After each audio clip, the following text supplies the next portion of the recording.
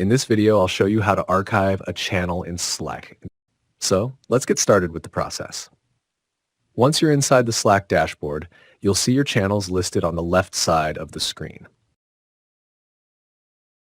Once you see it, right-click on the channel name and wait for the options menu to appear. From the list that appears, select Channel Details and then click on View Channel Details, and a pop-up window will open. From here, go to the Settings section. You will see an option called Archive Channel. Click on it. Now Slack will ask you to confirm this action. Just click the confirmation button once again to proceed with archiving the channel. And that's it. The channel is now archived. It won't show up in your active list anymore. That's it for this video. Like, comment, share the video, and subscribe for more video updates.